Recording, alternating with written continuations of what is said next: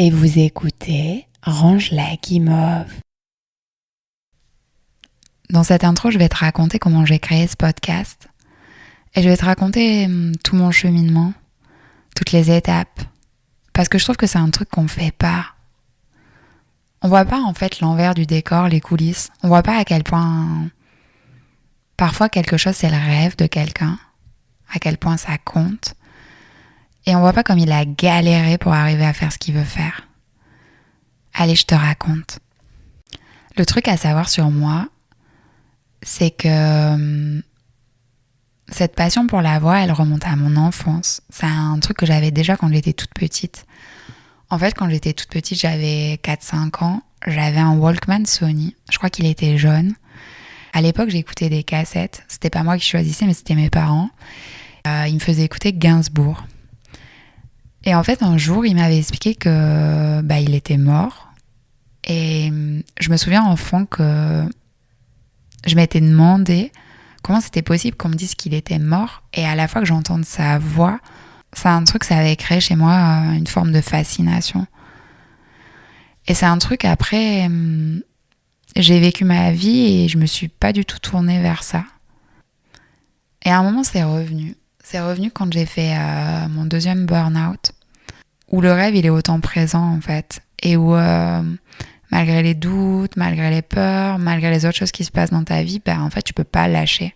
Du coup, je me suis orientée vers ça. Je me suis dit, ok, je vais faire une formation. Je suis partie faire une formation à Toulouse.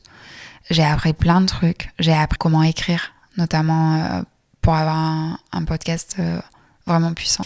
Et je suis revenue, j'étais un peu survoltée. J'avais vécu plein de choses. En plus, j'avais réalisé une interview le premier jour de la formation. J'avais réussi à caler ça. Du coup, je m'étais un peu lancée. J'avais un peu dépassé mes peurs. Et puis, je sais pas.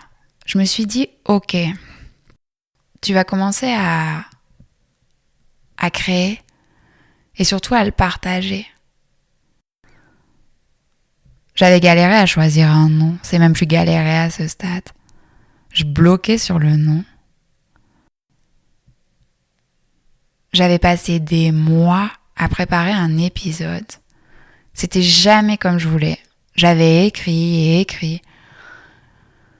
J'avais essayé de faire des textes pour lancer la voix de la personne que j'interviewais. J'avais galéré et j'avais abandonné. J'avais eu honte parce que j'avais pas publié l'épisode.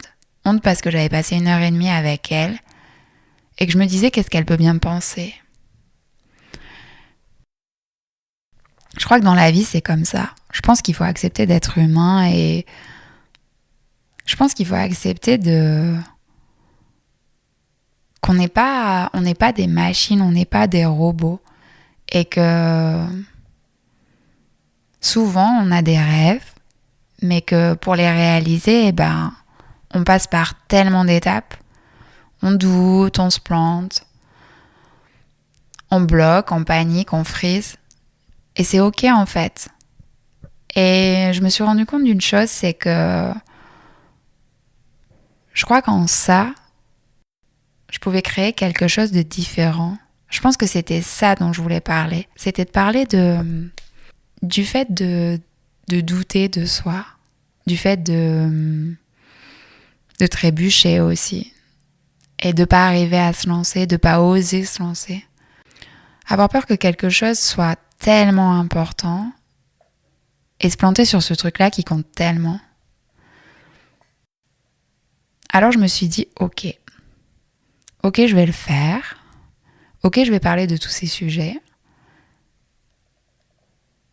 Mais je vais le faire comme ça. Je vais pas aller dans un truc lisse, dans un truc comme on est censé faire. Je vais parler de peut-être les sujets qui vont être difficiles pour moi. Je vais aller hors de ma zone de confort. Et quoi qu'il arrive, ce que j'aurai créé, ce sera quelque chose qui sera une mémoire de ce cheminement-là, de cette période-là de ma vie, de tout quitter passer des mois à se reconstruire, faire ce bilan sur ma vie où je me dis mais à quel moment je me suis perdue et qu'est-ce que j'ai fait, qu'est-ce que j'ai réalisé dans ma vie, qu'est-ce que je veux maintenant. Et puis ce sentiment que genre je suis face à un truc insurmontable parce que c'est trop immense justement. J'ai cassé toutes les chaînes qui me retenaient et je suis là face à l'immensité de ce que pourrait être ma vie à l'échelle humaine. Qu'est-ce que je pourrais faire? Comment je pourrais changer les choses? Et ce truc vertigineux, ça m'a paralysée pendant des mois. Je me disais que je devais me lancer, que j'avais pas le temps de traîner, que je devais réussir dans quelque chose, que je devais commencer à gagner de l'argent, à avoir mon entreprise, à entreprendre. Mais j'arrivais pas, j'avais ce cadenas sur moi. C'était juste impossible. Alors j'ai accepté. Et je me suis dit ok, je suis peut-être pas prête. Et peut-être qu'il me faut peut-être plus de temps que ce qu'on est censé faire, comment on est censé le faire. Et je me suis donné cette liberté-là, de continuer à cheminer, de chuter, de trébucher, de pas être contente, d'être énervée face à ces limites-là, mais d'être incroyablement humaine là-dedans, dans cette forme de vulnérabilité, de pas arriver à faire ce que beaucoup de gens savent faire. Je sais pas trop comment ça s'est débloqué, mais ça s'est débloqué sans que je me rende compte. Déjà, j'ai interviewé une deuxième personne qui s'appelle Gwendal. Et cet épisode-là, je sais pas, mais il était juste parfait. On a juste parlé, lui et moi. Mais parler vraiment sans blabla, C'était incroyable. Et ça m'a relancée en fait. Je me suis dit, je peux pas lâcher. Je peux pas. Et le podcast, je vais le faire. Et il sera peut-être justement plein de vulnérabilité, d'humanité. Il y aura peut-être des choses qui seront même pas cohérentes. Mais je vais le faire. Je vais le faire parce que je crois que ce qui est le plus important, en fait, c'est juste que je réalise mon rêve. C'est juste aller au bout. La formatrice, elle m'avait dit ça à Toulouse. Elle m'avait dit, si j'ai un conseil à te donner, choisis une direction et va jusqu'au bout. Parce que tu seras vraiment fière à la fin. Voilà, c'est la fin de cet épisode.